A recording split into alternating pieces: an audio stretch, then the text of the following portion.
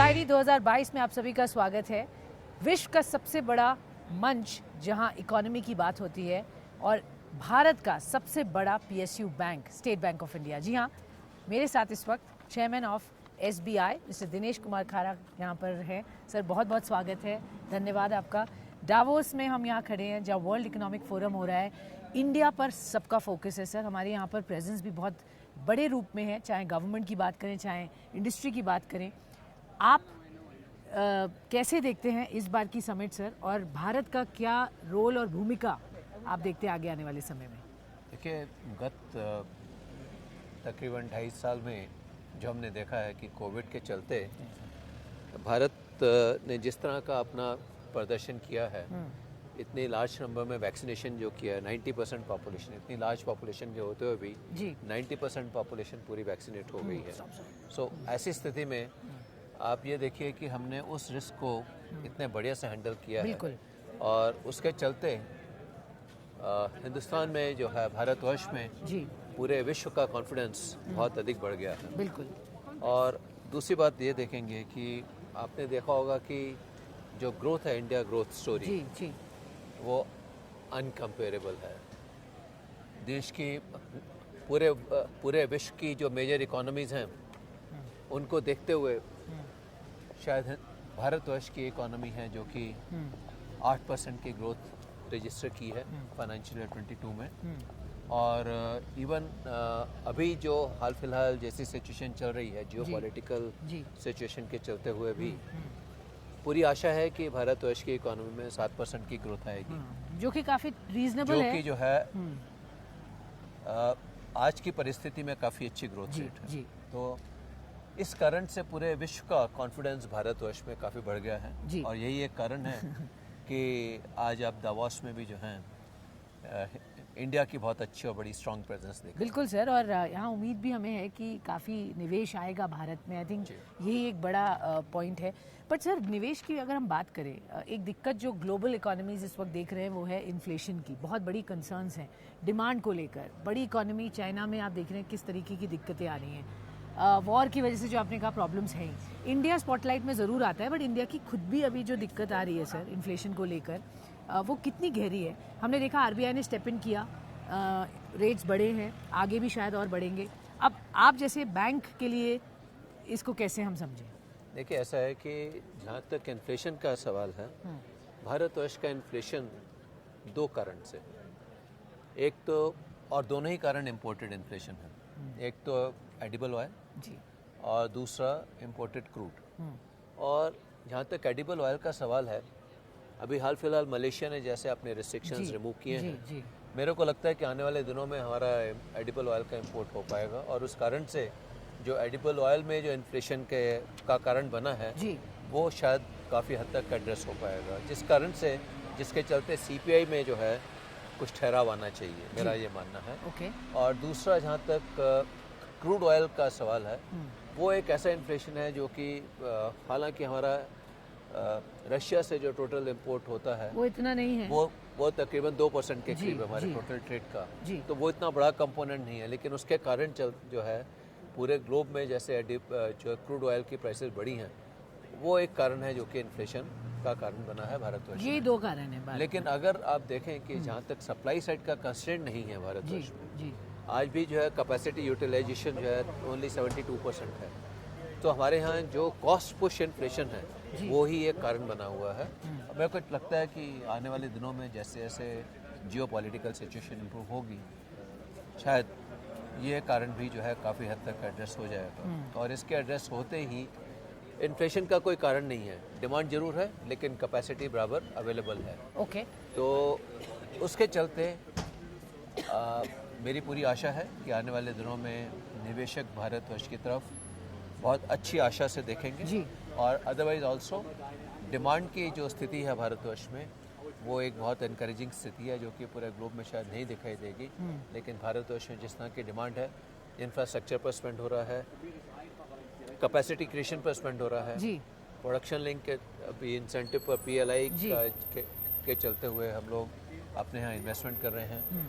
हम अपने यहाँ पर सेमीकंडक्टर में इन्वेस्टमेंट कर रहे हैं, तो आप बड़े ये निवेश देखिए आने की कि तैयारी में तो जरूर दिख रहे कि हैं सर। सभी तरफ एसएमई में भी जो है स्मॉल एंड मीडियम एंटरप्राइजेज में निवेश हो रहा है और लार्ज इंडस्ट्रीज में निवेश हो रहा है। तो इस तरह से बट सर रियली हो रहा है, मतलब मैं इसलिए पूछ रही हूँ क्योंकि अभी जो दिक्कत आ रही है इसकी वजह से क्या वापस जो एक आया था श्योरली एक सेंटिमेंट जहाँ लग रहा था कि प्राइवेट कैपेक्स अब किक इन होगा, जो सरकार ने अपनी तरफ से करना था वो किया बजट में स्पेशली, बट लेकिन गत वर्ष में हमने जी। जो प्रोजेक्ट्स आते हुए देखे हैं जी प्राइवेट सेक्टर से आते हुए जी, देखे जी। हैं, तो उस कारण से हमें पूरी आशा है कि प्राइवेट सेक्टर का निवेश भी इस साल में जरूर आएगा। और जैसे पीएलआई में जिस तरह से इंटरेस्ट दिखाई दे रहा है इंडस्ट्रियल सेक्टर का, उसके चलते पूरी आशा है कि काफ़ी अच्छा निवेश आएगा। सर वो अनलीशिंग द एनिमल स्पिरिट जो हमेशा कहा जाता है, आपको लग रहा है कि अब ऑफ कोर्स थोड़ी सी कंसर्न्स आए हैं वापस, क्या वाकई अनलीश कर पाएंगे हम इस साल, और पर्टिकुलरली अगर हम किस क्वार्टर से हम कंफर्टेबल हो सकते हैं, कह सकते हैं कि भाई जो था वो हमारे पीछे है? देखिए, हमें लगता है कि हाँ। तकरीबन और 6 महीने के अंदर जो है भारत की स्थिति काफ़ी अच्छी हो जानी चाहिए। और ये जो जो जो जियोपॉलिटिकल कारण हैं इन्फ्लेशन के, वो काफ़ी हद तक एड्रेस हो जाने चाहिए। और उनके एड्रेस होने के बाद निवेश भी आएगा। और साथ ही साथ अगर आप देखिए, ये जो निवेश आएगा वो एक कंपैरेटिव पोजीशन को देखकर आएगा, डिमांड की पोजीशन को। भारतवर्ष में जो डिमांड की पोजीशन है वो बहुत एनकरेजिंग है, और जो एनेबलिंग एनवायरनमेंट क्रिएट किया जा रहा है भारतवर्ष में, वो बहुत एनकरेजिंग है। ओके, तो आपको लग रहा है आप बहुत ऑप्टिमिस्टिक हैं, पॉजिटिव हैं, निवेश भी आएगा, क्रेडिट साइकिल भी अच्छी पिकअप होगी। तो सर अच्छा इंडिकेशन है, it's coming from the biggest bank of our country. जिस तरह से हमारी इकोनॉमी आप जैसे बैंक्स पर निर्भर करती है, तो मैं ये जानना चाहूँगी इस वक्त स्टेट बैंक ऑफ इंडिया जो एक ग्रोथ फेज़ में आप अपने आप को अब देख सकते हैं, आपने काफ़ी हद तक एनपीएज में एक एड्रेस किया है उस इशू को बहुत अच्छे से। आगे अब कैसे प्रोस्पेक्ट्स है, FY23 कैसा जाएगा सर आपके बैंक के लिए? हमें पूरी आशा है कि हमने इस साल जैसे 11% का हमारा क्रेडिट ग्रोथ हुआ है, जी इस करंट वर्ष में जिस तरह की जियोपॉलिटिकल सिचुएशन को देखने के बाद भी हमें लगता है कि हम 11% का जो है क्रेडिट ग्रोथ की उम्मीद करते हैं आने वाले। ओके 11% की क्रेडिट ग्रोथ आगे आने वाले साल में। ओके अगर मैं बोलूँ सर, जो अभी भी कंसर्न्स हैं या जो अभी भी पॉकेट्स हैं जहाँ पर आपको लगता है दिक्कत है और आगे बनी भी रह सकती है, वो कौन से हैं? मतलब you raising the red flags as they say. देखिए कि ऐसी स्थिति जरूर थी जबकि कॉन्टैक्ट हैवी सेक्टर जो थे उसमें इकोनॉमिक एक्टिविटी काफ़ी उसमें काफ़ी परेशानी रही है पिछले दो सालों में। तो लेकिन अभी जिस तरह से हमने देखा है कि tourism is almost at with vengeance, it has come back almost with vengeance, जो कि आप यहाँ भी देख रहे हैं, दावोस में भी देख रहे हैं। जी बहुत जो कि जो है हर कोई अपने अपने घर से निकलकर जो है एक्सपीरियंस करना चाहता है कि बाहर का वातावरण कैसा है। Revenge tourism. हाँ। तो उस तरह की चीज़ें जब हम देखने को मिल रही हैं, तो ये एक बहुत ही वेलकम साइन है कि जो सेक्टर जो कि थोड़ा स्ट्रेस में था, लेकिन एसएमई सेक्टर में जो कि कैश फ्लो अफेक्ट हो गए थे, लेकिन हमने जैसा कि मार्च 22 तक देखा है कि उस सेक्टर में भी जो है जो सेक्टर में स्ट्रेस था उसमें भी जो है we have seen people have started reaping their loans, even those who had availed the restructuring also. So it is a very healthy sign. It's a very healthy sign. Yes. So I think overall with the improved sentiment, मेरे को पूरी आशा है कि economy भी grow करेगी और सारे sectors भी जो हैं बराबर उसमें कंट्रीब्यूट करेंगे। बिल्कुल सर। सर कुछ ऐसे हैं सेक्टर्स जो आप बोलते हैं उनको अभी वहाँ पे हम एंटर नहीं करना चाहेंगे, वहाँ दिक्कत आएगी, या एनपीए का होने का ज़्यादा संभावना है? You want to stay away from it. वो तो सेक्टर नहीं, लेकिन वो एक कॉर्पोरेट एंड पर्टिकुलर को हम देखते हैं जरूर हैं जी। और अगर जिस कॉर्पोरेट में वीकनेस दिखाई देती है वही normally try to stay away. Okay मैं आपसे जानना चाहूँगी जिस तरह से ग्रोथ प्रोजेक्शंस आप कर रहे हैं, बट रिकवरीज और आपकी प्रोविजनिंग को लेकर क्या आगे व्यू रहेगा सर इस साल? हमने पिछले 2 साल से तकरीबन हमने जो है हमेशा ये रखा है कि बैलेंस शीट्स की स्ट्रेंथ को कभी हम कंप्रोमाइज़ नहीं किए हैं। तो ऐसी स्थिति में हमें पूरी आशा ही नहीं बल्कि विश्वास है कि हमने जो भी एक पोटेंशियल स्ट्रेस था बैलेंस शीट में उसको भी हमने प्रोवाइड फॉर कर दिया है।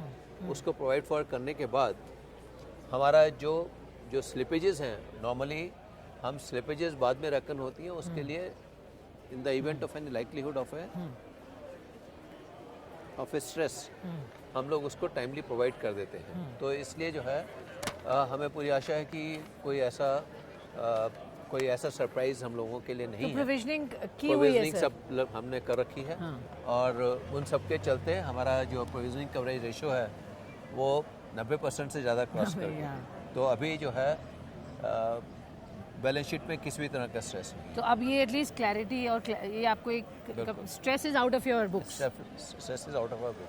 We have already provided for it. अब उसके बाद जो रिकवरी हो सकती है, वो जो रिकवरी होगी इट विल ओनली सर कितने केसेस हैं अभी जो एनसीएलटी में हैं जिनके कोई फाइनल रेजोल्यूशन आने हैं, मतलब कुछ अंदाजा बॉल पार्क नंबर सर? अभी वो तो मैं शायद नहीं शेयर कर पाऊंगा, अभी मेरे को उस तरह से तो नहीं ध्यान है जी। लेकिन हाँ हमारी कोशिश है कि हम कॉम्प्रोमाइज़ के थ्रू करें, एनसीएलटी के थ्रू करें जी, हम वन टाइम सेटलमेंट के थ्रू करें जी।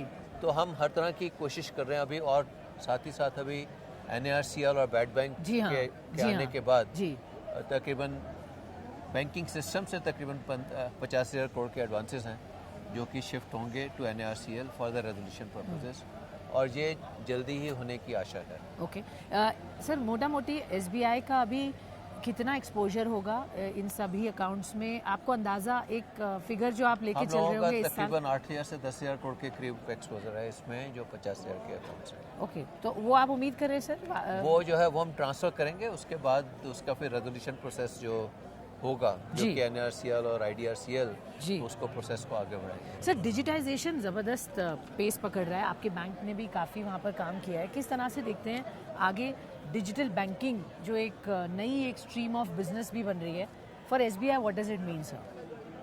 It means a lot for us, और हम लोगों के यहाँ हमारा बैंक जो है सिर्फ डिजिटल माध्यम पर ही नहीं निर्भर करेगा। जिस तरह की हम सर्विसेज प्रोवाइड करते हैं in terms of geography and in terms of the variety of services और variety of customers also, हमें हमेशा फोकस डिजिटल पर रहेगा आने वाले दिनों में, जिसका मतलब कि फिजिकल प्लस डिजिटल। हमारी डिजिटल ट्रांजैक्शंस तकरीबन 77% हो चुकी हैं। 77%? जी, हमारे बैंक में यहाँ पर कि हमारी ट्रांजैक्शन की स्पीड तकरीबन 15,000 ट्रांजैक्शन है पर सेकेंड। अच्छा। और उसमें हम लोग जो है 77% ट्रांजैक्शन हमारी डिजिटल है, तो उसके चलते बहुत कॉस्ट सेविंग भी होती है ना सर इससे? कॉस्ट सेविंग भी होती है और कस्टमर सेटिस्फैक्शन, फ्रिक्शनलेस सर्विस जो है जी, वो सबसे बड़ा इम्पॉर्टेंट इसका एडवांटेज है। तो हम इसके ऊपर पूरा इन्वेस्टमेंट कर रहे हैं और इसके साथ साथ हम एनालिटिक्स के ऊपर भी इन्वेस्टमेंट कर रहे हैं, जिससे कि हम जो है एक कस्टमर की प्रेफरेंसेस को जान सकें और उनकी चॉइस के हिसाब से उनको जो है चैनल ऑफ डिस्ट्रीब्यूशन भी दे पाएँ, उनको प्रोडक्ट्स भी ऑफर कर पाएँ। तो ये हमारी कोशिश है और हमें पूरी आशा है कि हम अपने कस्टमर्स को हर तरह की सुविधा उपलब्ध करवा पाएँ। ओके, तो वो स्पेस में आपका फोकस है और बहुत तेज़ी से आप बढ़ भी रहे हैं उसमें। सर अपॉर्चुनिटीज़ भी दिख रही हैं क्या? कंसोलिडेशन एक बड़ा माध्यम है ऑलरेडी। ऑफ कोर्स आपने जो सिमिलर बैंक्स थे ऑफ डिफरेंट नेम, मतलब state Bank of Hyderabad and others, वो तो अमेलगमेट हो गए सर, बट बियॉन्ड दिस लगता है अब बैंक के अंदर क्षमता है, अब बैंक के अंदर एक तरह से जो NPA की प्रॉब्लम्स हैं वो भी आपने बहुत हद तक रिजॉल्व कर ली हैं, कि ये सही वक्त होगा कि क्योंकि सरकार का कहना है कि उनको स्ट्रॉन्गर फाइनेंशियल इंस्टीट्यूशंस और बैंक्स चाहिए, तो क्या SBI फिर लीड ले सकता है सर? देखिए, ऐसा है कि अभी हमारे पास जिस तरह का ऑर्गेनिक ग्रोथ है जी, और जो ऑर्गेनिक अपॉर्चुनिटी है जी, वो ही काफ़ी इनकरेजिंग है। अच्छा। तो अभी हमने कुछ ऐसा सोचा नहीं, और मोर ओवर M&A जो भी होता है वो नॉर्मली स्ट्रेटेजिक इंटेंट से होता है, तो उसमें अगर ऑब्जेक्टिव ये नहीं रहेगा कि रीच बढ़ाना है, तो इसलिए अभी हाल फिलहाल ऐसा कोई विचार हम लोगों के पास नहीं है। सर क्रेडिट कार्ड की न्यू गाइडलाइंस 1 जुलाई से आने वाली है।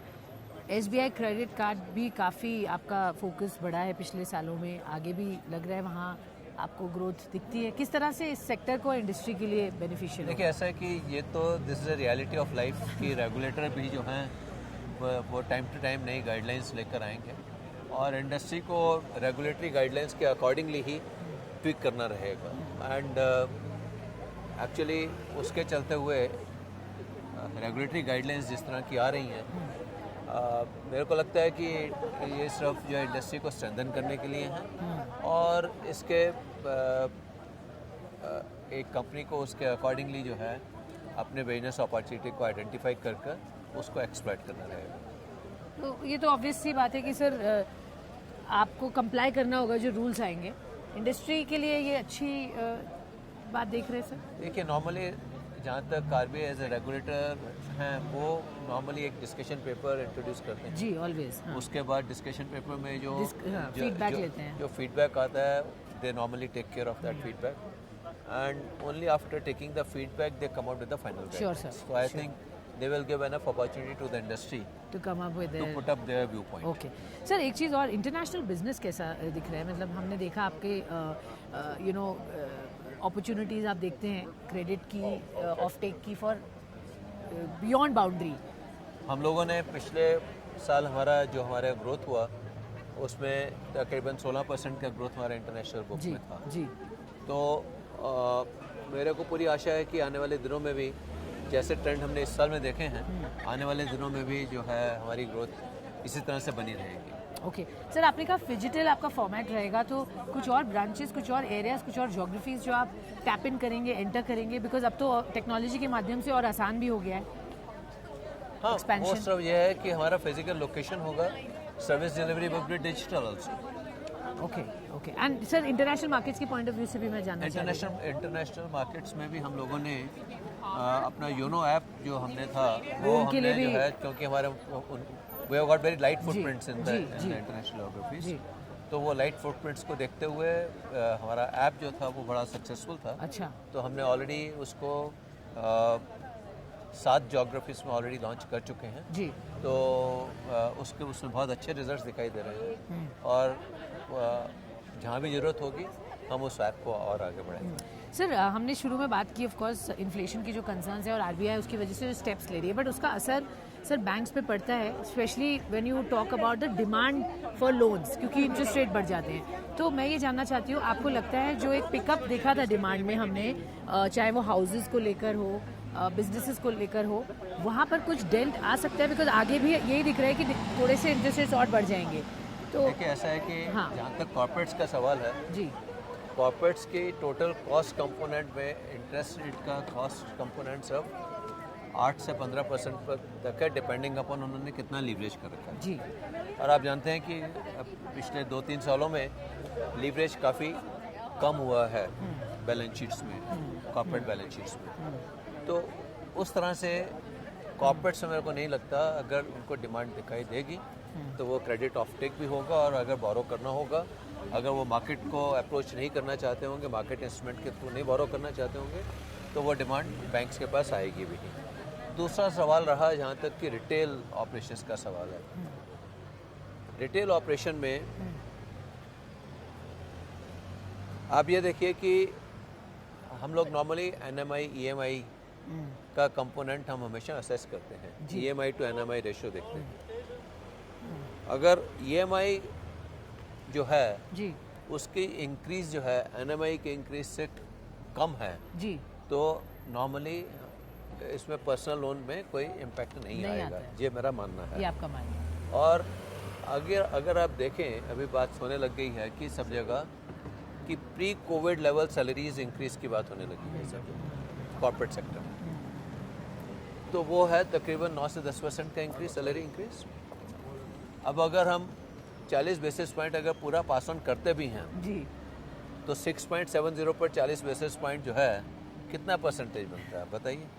तो इसके चलते, और दूसरी बात ये भी है, तो आपके कहना है इतना सिग्निफिकेंट नहीं है? इतना सिग्निफिकेंट इम्पैक्ट नहीं है। और दूसरी बात एक और भी है, जी जब इन्फ्लेशनरी सिचुएशन होती हैं जी, तो आपका फिक्स अगर ईएमआई रहता है हाँ। तो वो हमेशा एडवांटेजेस रहता है बोरोवर के लिए। जी। तो इन कारणों के कारण मेरे को नहीं लगता कि ये बहुत बड़ा इम्पैक्ट रहेगा for decision making. Okay, that's nice. Sir housing का जो एक अच्छा बूम हमने देखा पिछले महीनों में, क्या वो कंटिन्यू हो रहा है सर, या अभी थोड़ा सा वहाँ डिप आया है? देखिए वो थोड़ा बहुत ऊपर नीचे तो चलता रहता है, बट ओवरऑल अगर हम ट्रेंड को देखेंगे तो ट्रेंड में ऐसा कुछ नहीं दिखाई दे रहा है कि जो नेगेटिव ट्रेंड कहीं दिखाई दे रहा है। ओके, नेगेटिव तो नहीं है, बट अप डाउन वो तो चलता है, थोड़ा बहुत तो ऊपर नीचे राइट। फाइनली सर, SBI ने आपने बोला 11% की आप क्रेडिट ग्रोथ देखते हैं फॉर द नेक्स्ट ईयर और द करेंट ईयर, बट मैं आपसे जानना चाहूँगी बड़े डेवलपमेंट्स ये साल में आपके लिए हाइलाइट्स क्या होंगे सर, जो हमें देखने चाहिए SBI की तरफ से? भी जो है कुछ हाइलाइट्स अच्छे देंगे, लेकिन समय के साथ साथ जो है देखना पड़ेगा। ओके सर, अभी तक जो काम किया है और SBI ने जिस तरह से प्रदर्शन दिखाया है अपनी NPA को कम करने में, और जिस तरह से आपने इतने सारे अकाउंट्स को फाइनली सेटल किया, बहुत बहुत बधाई sir. Thank you so much for your time, always a pleasure. Thank you sir.